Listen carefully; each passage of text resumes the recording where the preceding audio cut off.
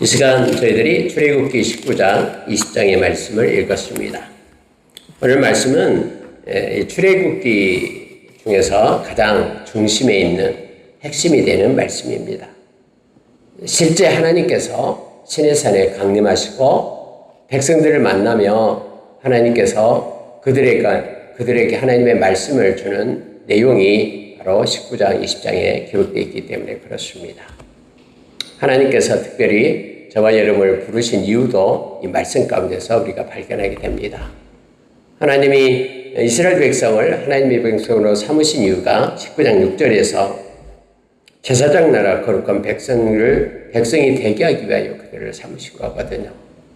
그리고 우리가 잘 아는 출애굽기 20장에서 십계명을 그들에게 주시고 계시는 하나님을 말씀 가운데 만나게 됩니다. 이 시간에 주어진 말씀 잠깐 묵상하고요. 함께 기도하는 시간을 갖도록 하겠습니다. 이제 여러분, 이스라엘 백성이 애굽 땅에서 나온 지 3개월 정도 됐습니다. 하나님께서는 그들을 시내 광야로 이끌어 가시죠.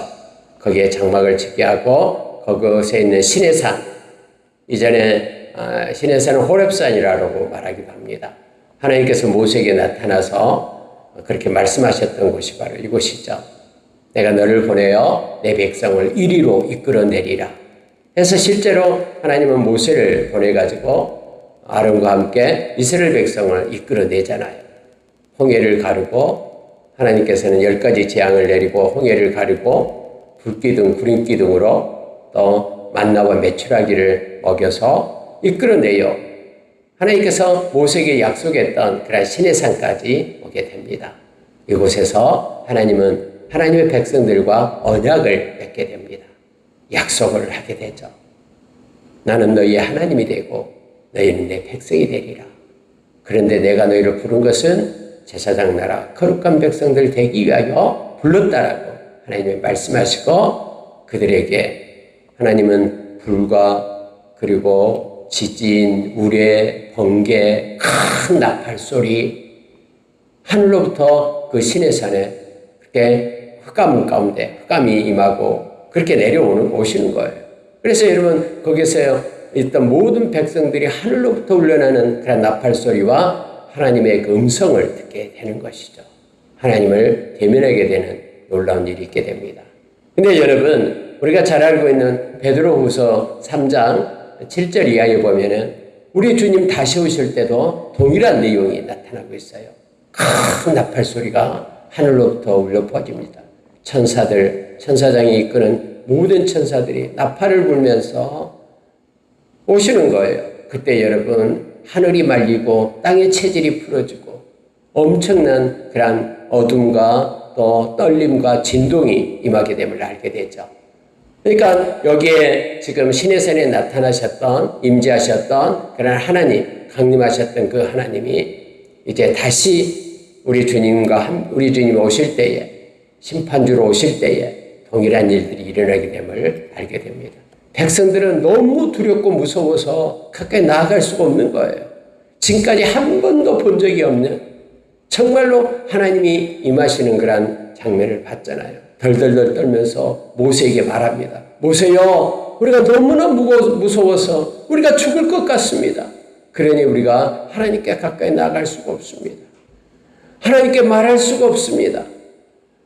하나님이 당신 모세에게 말씀하고 또 우리의 말을 하나님께 당신을 통해서 그렇게 행해 주십시오 라고 우리가 고백하는 내용이 있잖아요. 그래서 여러분 구약에서는 이 모세가 하나님과 하나님의 백성 사이에 중재자로 이렇게 서게 됩니다. 오늘날 저와 여러분은 하나님 우편에 계신 예수 그리스도가 우리의 중재자가 되신다라고 우리가 로마서 8장에서 이미 알고 있습니다. 그래서 우리는 예수 그리스도를 통해서만 하나님께로 갈 수 있어요.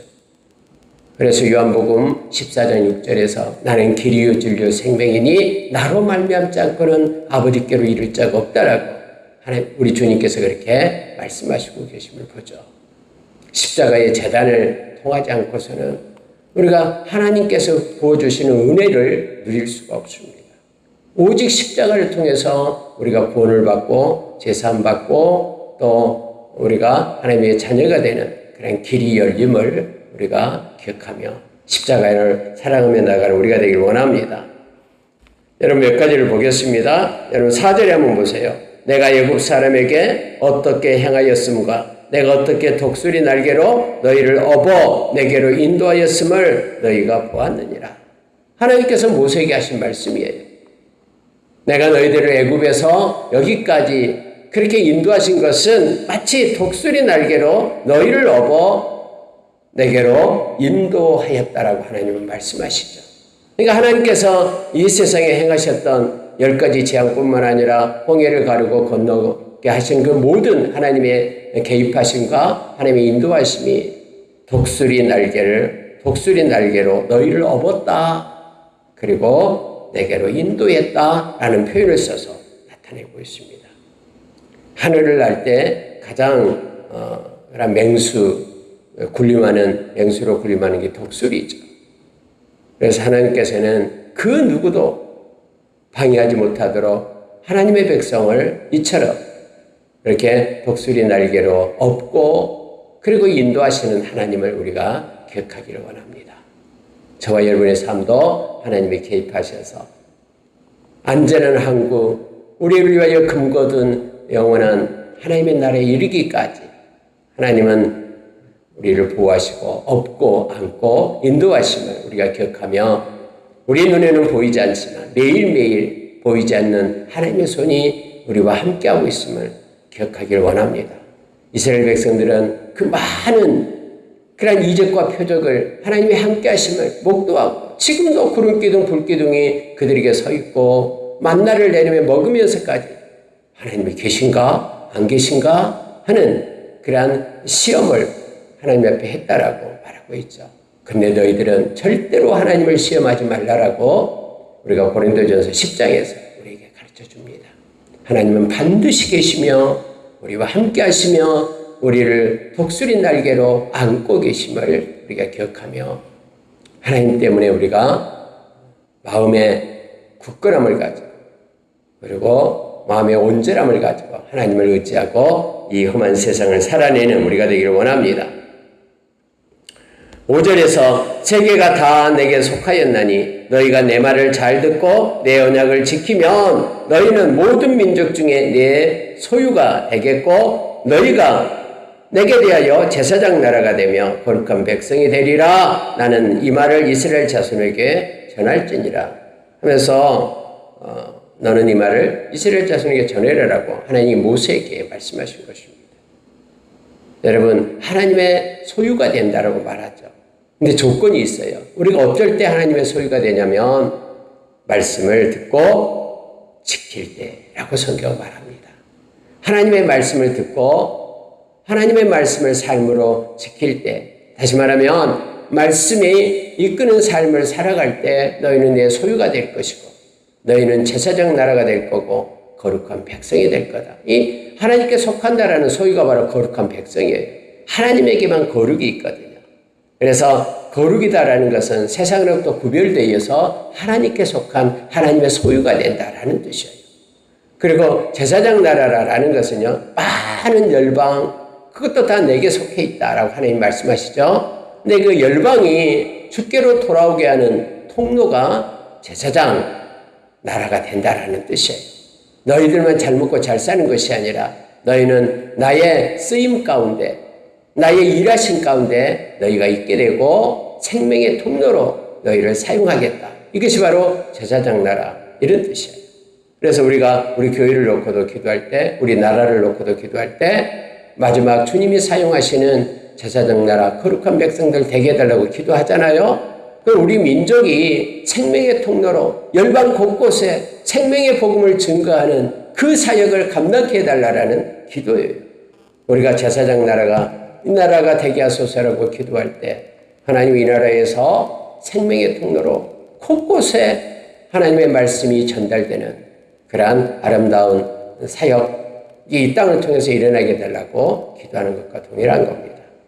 하나님께서는 당신의 소유를 삼았다라고 저와 여러분을 거룩한 백성이 되게 했다라고 그렇게 말하고 있습니다. 오늘날도 동일하게 예수 그리스도를 통해서 저와 여러분이 말씀 아래 거함으로 인하여 예수님의 제자가 되죠. 그러니까 예수님의 제자는 말씀을 떠나면 제자가 될 수 없어요. 하나님의 백성 오늘 하나님께서 말씀하신 것도 동일하게 너희가 내 말을 듣고 말씀을 지키면 너희가 구별된 백성이 된다라는 거예요. 세상 사람들은 하나님의 말씀을 듣지 않아요. 지키지 않습니다. 왜요? 하나님께 속하지 않았기 때문에. 근데 하나님께 속한 하나님의 백성은 하나님의 말씀을 듣고 하나님의 말씀대로 세상을 살아가는 이들이다라는 거예요. 그래서 제사장 나라 거룩한 백성이 되었다라고 말하고 있는 것입니다. 백성이 말합니다. 우리가 다 그렇게 하겠습니다. 우리가 하나님의 백성, 거룩한 백성이 되겠습니다. 이렇게 모세에게 말하면서 그렇게 전달해 주십시오라고 말하고 있는 내용이 나오죠.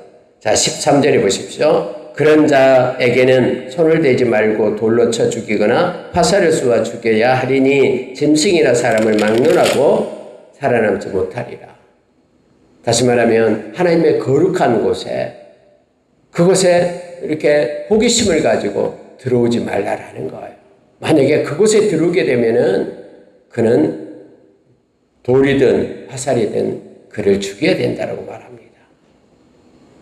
사람은 거룩 앞에, 하나님 앞에 설 수가 없죠. 그래, 구약시대 보면은 하나님을 만났다 그러면 이제는 나는 죽었다 이렇게 생각했어요.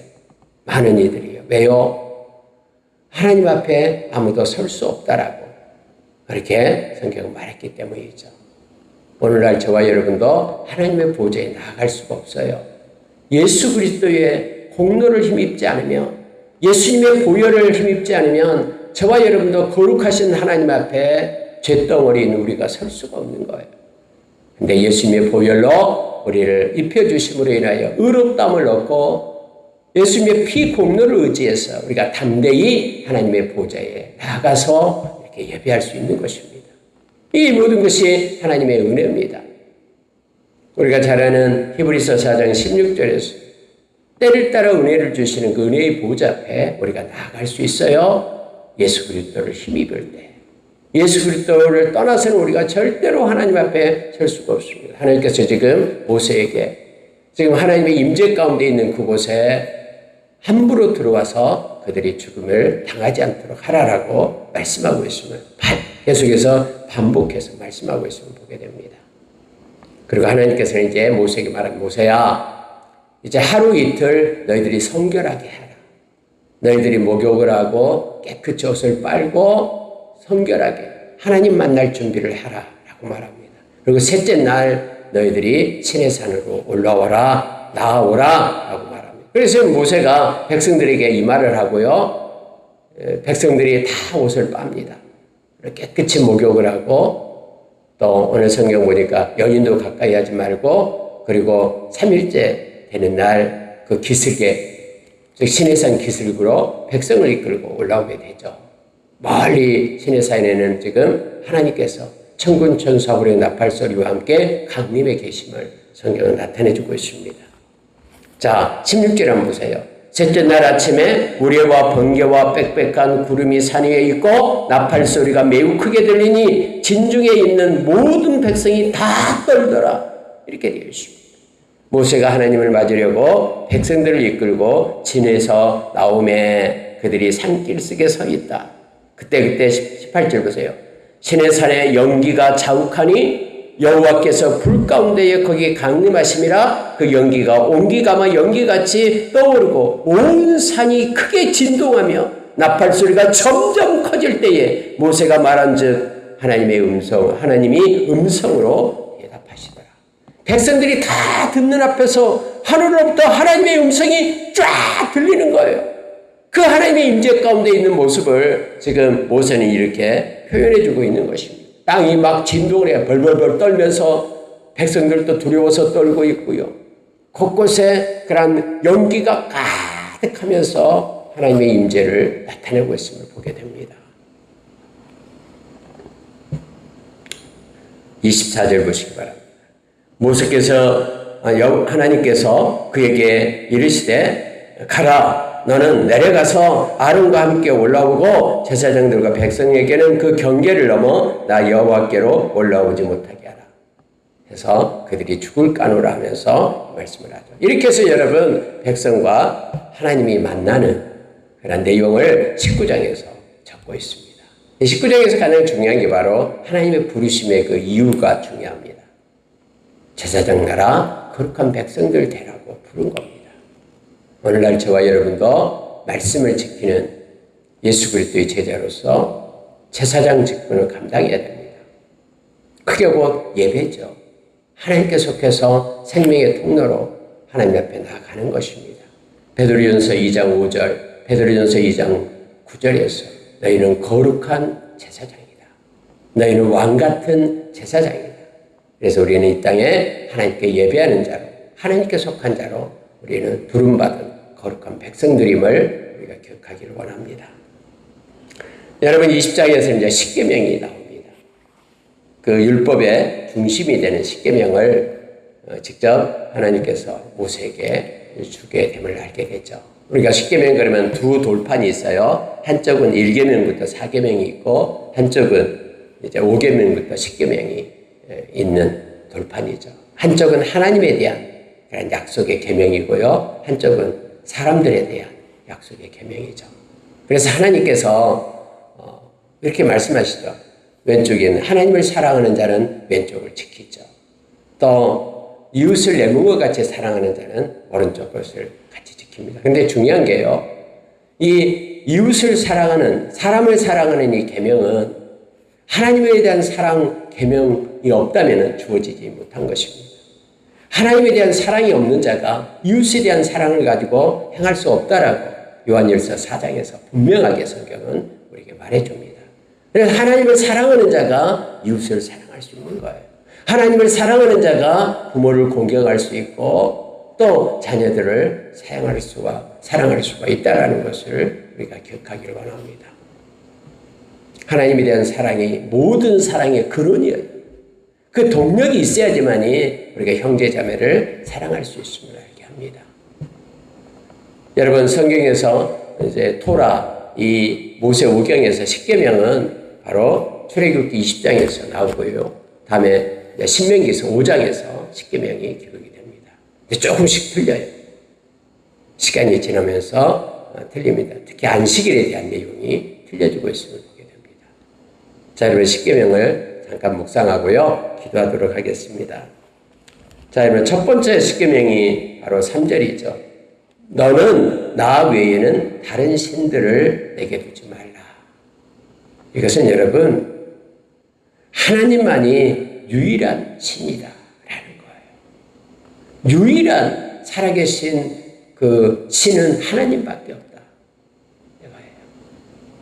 성경에 보면은 자 너는 나 외에는 하나님만이 신이기 때문에 다른 모든 것들은 다 가짜다라는 거예요. 근데 그것을 복수로 씁니다. 다른 신들을 내게 두지 말라. 신들. 하나님 말고 뭐 풍요의 신, 뭐 하나님보다 더 사랑하는 그 모든 것들. 근데 여러 신들을 자기를 위하여 사람들은 들 수 있어요. 근데 이건 다 가짜니까 나 외에는 하나님만이 유일한 하나님 되시기 때문에 다른 신을 내게 두지 말라. 네 마음에, 네 삶에 하나님을 다른 신들을 두지 말라라고 합니다. 이게 가장 큰 거예요. 그래서 우리는 유일하신 하나님의 유일성을 인정하게 될 때 우리는 성화가 시작된다 그랬죠. 하나님만이 우리에게 복을 주고 생사화복을 주장하신 분이 하나님뿐이라는 것. 그래 하나님이 가증스럽게 여기고 하나님이 싫어하는 것들은 우리도 버리고 하나님이 좋아하고 기뻐하는 것은 우리가 행하게 되는 것이 곧 성화예요. 그것이 곧 거룩한 삶이고 변화되고 믿음이 성숙되는 삶이 됨을 알게 합니다. 그러나 유일하신 하나님을 인정하지 못할 때는요, 우리의 영적인 오염이 시작이 됩니다. 그래서 하나님 자리에 하나님이 아닌 다른 것을 놓고 그것을 더 의지하고 나가게 되는 거예요. 특히 우리가 잘 아는 마태복음 6장 24절에서 두 주인을 두지 말라. 하나님이 너희의 주인이다. 근데 악한 자는 마치 물질이 너희의 주인인 것처럼 너희의 삶을 그렇게 끌고 갈 것이다 말합니다. 그래서 돈을 사랑하지 말고 하나님을 사랑할 것을 성경은 히브리서 14장 5절에서 그 사랑하는 하나님이 너를 버리지 않고 떠나지 않는다라고 그렇게 말씀해주고 있습니다. 두 번째는 여러분 너를 위하여 새긴 우상을 만들지 말라 4절이 있죠. 우상을 만들지 말고 어떤 형상도 만들지 말라. 그것에 절하지 말고 섬기지 말라. 내 하나님 여호와는 질투하는 하나님인즉 나를 미워하는 자의 죄를 갚되 아버지로부터 아들에게로 3, 4대에 이르게 하거니와 나를 사랑하고 내 계명을 지키는 자에게는 천대까지 은혜를 베풀리라 라고 말합니다. 여러분 이것을 우리가 착각하면 안 돼요. 아버지의 죄 때문에 내가 벌을 받는다 이게 아니에요. 아버지의 죄 때문에 내가 그런 악한 영향력을 받아서 나도 역시 죄 가운데 머물게 되는 그런 내용을 말하고 있는 거예요. 아버지가 포도를 먹었다고 해서 아들의 이가 심은 것이 아니다라고 하나님께서 원칙을 얘기했죠. 그러나 하나님을 사랑하는 부모가 있으면요, 그 아들도 그 선한 영향력으로 인하여 하나님을 사랑하고 또 하나님의 은혜 가운데 거하게 되는 것을 알게 되죠. 하나님께서는 지금 무엇을 말씀하고 있냐면은 나를 미워하는 자는 그리고 우상을 만들고 내가 그렇게 싫어하는 우상과 형상을 만들고 절하고 섬기는 이것이 곧 나를 미워하는 것이다라고 하나님은 말씀하고 계시는 거예요. 나는 질투하는 하나님이다. 나를 미워하는 자는 반드시 죄를 갖겠다라고 말합니다. 그러니까 하나님을 미워하는 것이 곧 죄예요. 그럼 하나님이 만들어 놓은 구원의 이 계획 프로젝트 예수 그리스도를 통해서 의롭다함을 입게 하는 그런 하나님의 정하심 이 놀라운 것을 버리고 하나님의 이 정하심을 떠나는 것은 하나님을 미워하는 죄예요. 그런데 하나님을 미워하는 것 자체가 오늘 죄라고 말하고 있는 거예요. 반드시 하나님이 심판하겠다고 말합니다. 그래서 여러분 특히 우상쟁이들 또 하나님께서 말씀하신 것 하나님 외에 다른 신을 섬기는 그것을 여러분 종교인이라는 그 말로 포장해서는 안 돼요. 뭐 우리가 TV 매스컴 보면은 무슨 나타나죠. 뭐 스님 함께해서 이 나라를 평화롭게 한다 어쩐다. 우리 종교인끼리 잘해보자. 여러분 이것은요 하나님 앞에 엄청난 가증스러운 거예요. 나도 너희들이 믿는 신 인정, 종교 인정해 줄 테니까 너희도 우리가 믿는 그런 종교 인정해 달라. 구원이 있다라고 말해 달라. 이것은요 말씀하고는 완전히 다른 거예요. 천하인간의 구원을 받을 만한 다른 이름을 준 적이 없다라고 사도행전 4장 12절에서 우리에게 말씀해 주는데요. 이 두 번째 십계명에 걸립니다. 어떤 우상도 어떤 형상도 섬기거나 만들거나 해서는 안 돼요. 부끄러움과 수치를 당하되 엄청난 하나님의 심판, 하나님을 미워하는 죄에 걸려서 심판이 있음을 성경은 말해주고 있습니다. 그러니까 두 번째 개념은 뭐에 대한 거냐면요. 영성에 대한 개념이에요. 우리가 여러분 영성이 있다, 영적이다, 영성이 있다라는 것은요. 하나님만을 섬기는 것을 얘기하는 거예요. 하나님 외에 다른 거 무슨 신접자와 접하고 무슨 점을 치고 무당과 박수 그것이 영적이다라고 말하는 그건 영성에 대한 게 아니에요. 그것은 하나님의 심판의 대상이지 영적으로 어떤 스님이 영적으로 뛰어나기 때문에 가서 점을 치고 하나님 앞에는 가증스러운 것이고 다음에 여러분 우리가 잘 알다시피 그런 이들은 돌로 쳐 죽이라라고 말하고 있잖아요. 그 공동체 속에서는 순전한 영, 하나님의 영성에 대한 것이 두 번째 개념이에요. 하나님 앞에 다른 모든 우상과 형상들은요, 다 영적인 간음이에요. 그래서 영적인 순전한 영에 대해서, 영성에 대해서 말할 때 십계명의 두 번째 것을 가지고 있습니다. 근데 사람들은 이걸 포장해가지고는 어떤 사람은 점을 잘 치고 어떤 건 뭐하고 다 이 영적인 음란에 대한 내용을 말하고 있는 것입니다. 첫 번째는 하나님의 유일성에 대해서, 두 번째는 하나님의 영성, 순전한 영에 대해서 말씀합니다. 세 번째는 뭐냐면요. 자, 7절이 세 번째입니다. 너는 네 하나님 여호와의 이름을 망령되게 부르지 말라. 여호와는 그의 이름을 망령되게 부르는 자를 죄 없다 하지 아니하리라. 여러분 망령된다라는 표현, 망령이라는 단어는 히브리어로 샤웨라는 뜻인데요. 샤웨라는 것은 헛됨, 거짓을 얘기할 때 샤웨 이렇게 얘기합니다. 그럼 하나님의 이름을 망령되게 일컬었다 이 말은 뭐냐면은 하나님을 거짓되게 만들었다. 하나님의 이름을 갖다가 욕되게 했다. 헛된 이름으로 그렇게 침투시켰다. 이런 뜻이에요. 우리는 하나님을 존중하고 하나님을 높이고 하나님을 경배하고 하나님을 찬양하고 예배하는 자잖아요. 근데 여러분 하나님의 이름을 갖다가 무시하고 멸시하고 조롱하고 그걸 갖다가 격하시키고 폄훼시키고 이 모든 것들이 바로 하나님의 이름을 헛되게 만든 거예요. 거짓되게 만든 거예요. 하나님의 이름으로 맹세한다고 하면서 그렇게 말은 그렇게 해놓으면서 맹세 지키지 않고 헌신짝 버리듯이 던져버리는 이게 하나님의 이름을 망령되이 일컫는 것을 말하고 있는 것입니다. 다시 말하면은 그 존귀하고 보배로운 하나님의 길과 하나님의 생각은 우리의 길과 생각보다 완전히 다르잖아요. 근데 여러분 하나님을 갖다가 마치 피조물처럼 그렇게 취급하는 것이 바로 망령되이 일컫는다라는 뜻이에요. 하나님은 언제나 우리가 경외의 대상이며 하나님은 언제나 예배의 대상이고 하나님의 이름을 높이고 존중받아야 되며 그분은 존귀하고 보배롭고 우리에게 너무너무나 높으신 분임을 우리가 기억을 해야 됩니다. 여러분 이것을 상실하게 될 때요 하나님을 우습게 알아요. 하나님의 이름을 함부로 거들먹거리면서 자기의 욕심을 챙겨요. 하나님을 위한다고 말하면서 자기의 영광을 위하여 자기의 의를 위하여 일하게 돼요.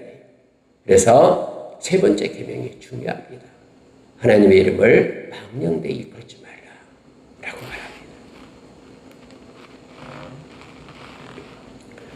네 번째 계명은 안식일을 기억하여 거룩하게 지키라. 엿새 동안에 힘써 내 모든 일을 행할 것이나 일곱째 날은 안식일인즉 일을 하지 말라라고 말합니다.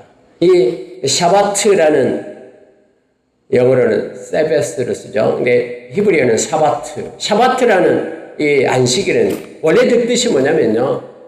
이 일을 중단한다라는 뜻이에요. 하던 일을 멈춘다라는 거예요. 왜요? 그 일보다 더 중요한 일이 있기 때문이다라고 말해요. 그게 쉼이에요. 그래서 여러분 여기서 안식일을 기억하여 그날을 거룩하게 지키라라는 것은 엿새 동안 열심히 일하고 안식일날 쉼을 가진 것을 얘기합니다. 그러면 성경에 계속해서 구체적으로 적어요. 자, 10절에 그 말하고 있습니다. 안식일인즉 네 아들이나 네 딸이나 네 남종이나 네 여종이나 가축 네 안에 머문 객이라도 일을 하지 말라. 이 안식은 샤바트라는 것은 일을 멈춘다, 일을 정지한다라는 거예요. 그래서 일주일 내내 일하면은 이건 하나님 앞에 옳지 못해요.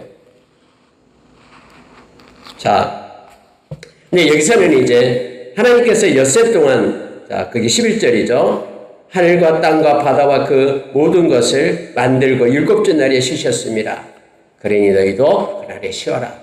이게 출애굽기 20장에서 나온 거예요. 근데 여러분, 다음에 신명기서 5장에서는 내가 너희를 애굽 땅에서 건져내어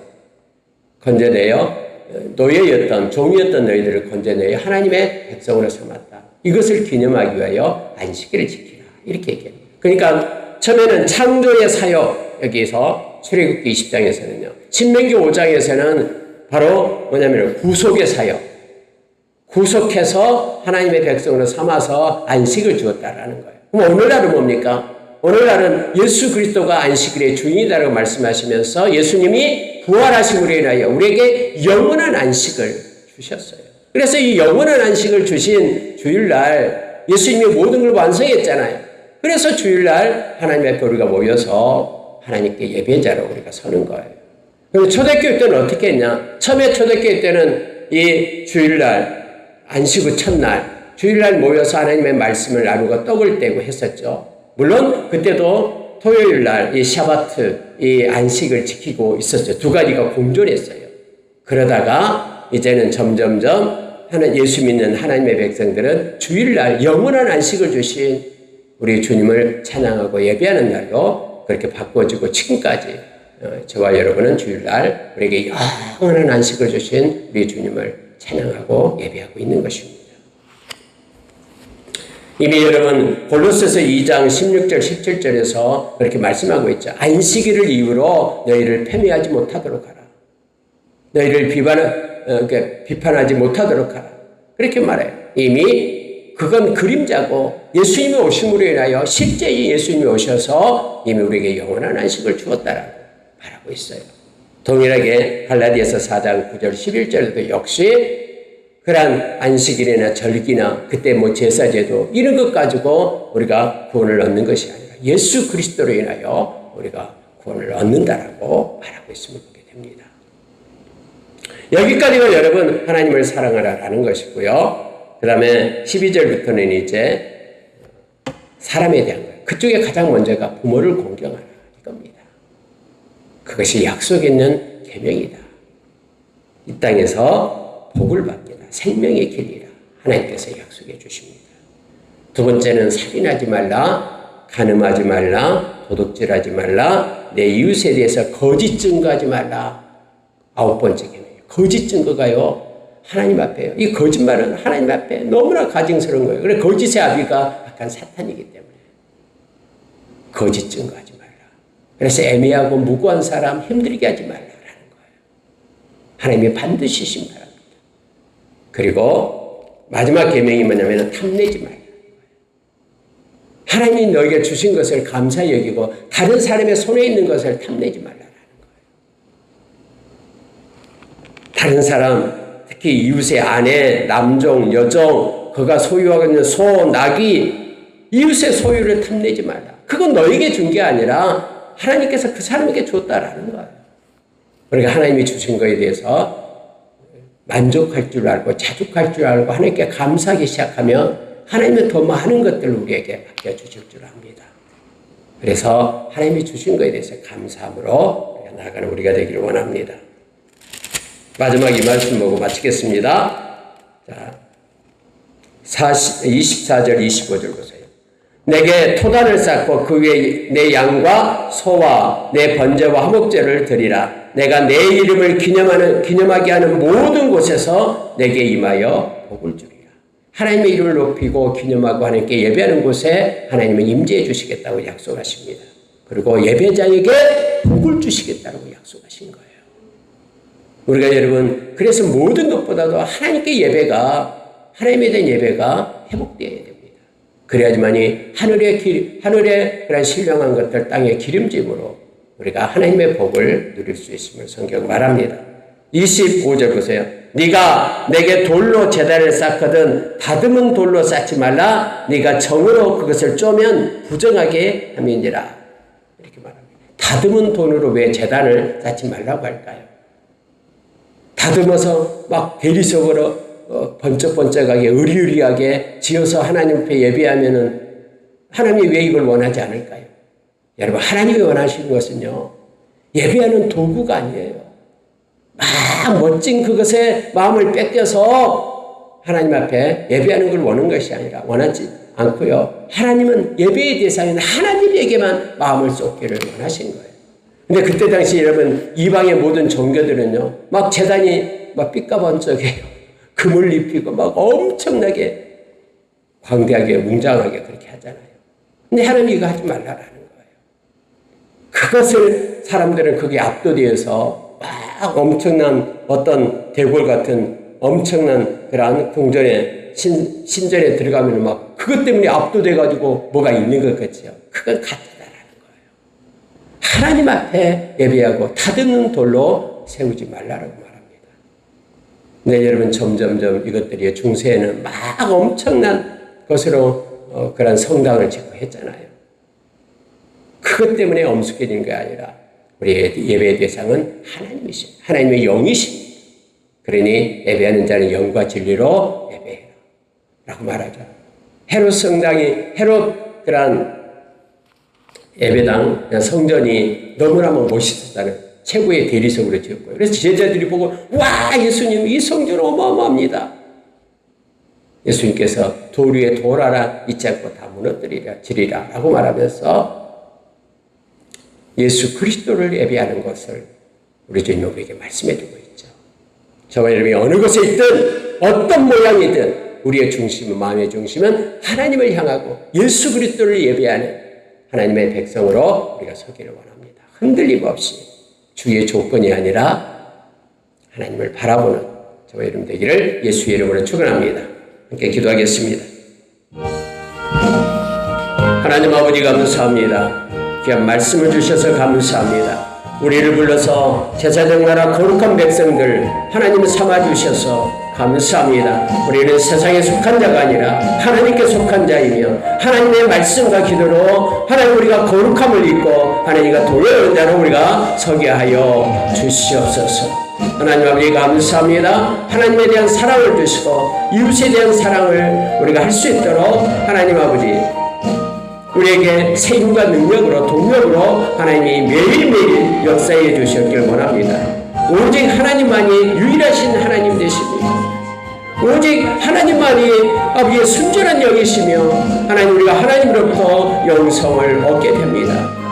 하나님 아버지 하나님 아버지 온전히 존경받고 찬양받고 예배 배달꾼은 하나님밖에 없습니다. 하나님의 이름을 망령되이 이끌지 않도록 도와주십시오.